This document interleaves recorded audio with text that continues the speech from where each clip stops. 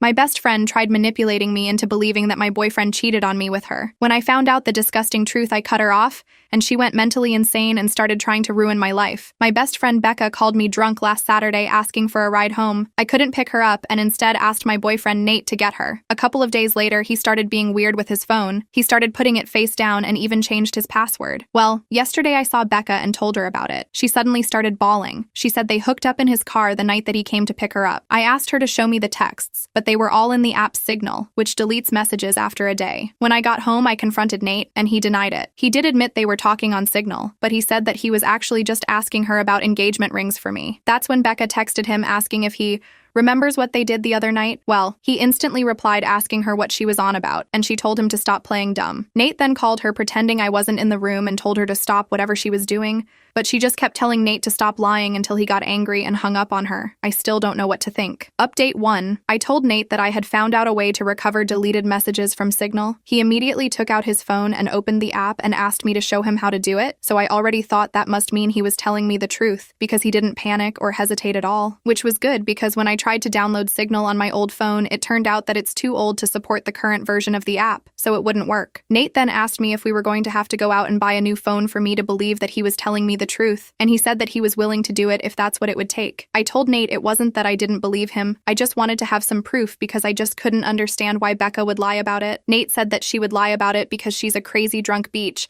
and there's literally no way for a non-crazy person to understand why she would do anything, and once the messages prove that he didn't ever want me talking to her again, then he said to get up because if we were going to go to the Verizon store, we had to get there before it closed. By then, I completely believed Nate anyway, so I told him we didn't have to go anywhere or get a new phone and that I believed him, and I knew he didn't cheat on me and that he would never do that. Nate said that he would hope I know that and that he didn't understand why I didn't take his word for it in the first place. I started trying to explain why I didn't want to just immediately dismiss what Becca had said happened, but Nate said that he really couldn't listen to that right now. I said that was fair and agreed that I would cut Becca off, but that first I wanted to try to get her to admit that nothing happened. Nate said fine, but to call her with my phone on speaker, because he thought he also deserved to hear her admit that she was lying. So I called Becca, and I said the same thing to her that I said to Nate, that I figured out how to recover deleted messages on Signal. She asked me why I would need to do that, so that was when I knew for sure that she was definitely making it up and not just confused somehow. I said it was because I wanted to have proof of what she and Nate talked about. Becca asked me if I saw their messages, so I lied and said yes. After that, Becca just went silent until finally I asked her if she was going to say anything. Then she asked me if that meant that we were engaged now. So then I really just lost it on her and screamed at her asking her if she was serious and what the F was wrong with her, and how could that possibly be all that she had to say? Becca started screaming back, telling me to calm down and about how obviously I never believed her anyway, because it's not like we broke up over it. I was crying by that point, and because of that I couldn't really say anything else.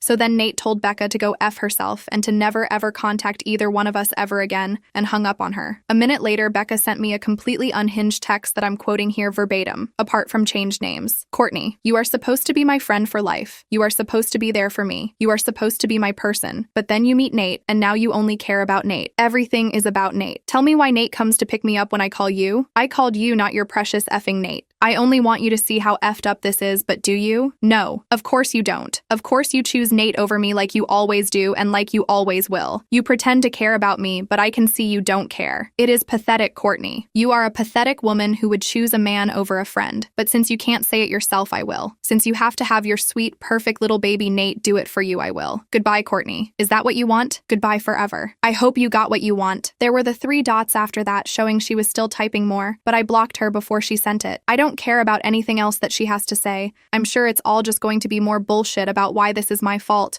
or justifications about why what she did wasn't that bad, and I should forgive her. I know Nate is probably right, and there's no non-crazy logic behind why Becca would stoop to doing something like this. But obviously I've still been thinking about it, and my best guess is that whoever said that Becca still blames me and Nate, apparently mostly Nate, for her being a drunk mess who can't get her life together is right. It seems like she somehow thought that if she said she hooked up with Nate, I'd break up with him but still want to be friends with her, and then everything would magically be fixed. As far as stuff with Nate, I asked him if he thought he could ever forgive me for doubting him, and he said that since I came to my senses and I cut Becca off, he guesses we can try to put it behind us. I don't think he's still going to propose anytime soon. After this, I probably wouldn't if I was him. And from what Nate said, he didn't actually do any planning yet other than asking Becca about rings, and if I'd think a public proposal was tacky or not. All he was doing so far was trying to get ideas without me knowing he was talking to her about it. So just based on that, I think probably it's that's not going to happen for a while if it still does at all. Update 2. It turned out that what was happening with Becca was far more severe than I initially realized. What started with her making false accusations about Nate quickly escalated into something much worse. After I blocked her, she didn't just let things go. Instead, she created numerous fake accounts and began bombarding me with an endless stream of messages. These weren't just a few angry texts. They were constant, dozens of messages each day. Her messages were filled with a mix of rage and bizarre threats. She claimed I had ruined her life and swore she would get revenge on both me and Nate. The harassment continued for months, with her relentless onslaught of messages feeling like an unending nightmare. During this period, I started hearing from mutual friends that Becca was not only targeting me through messages,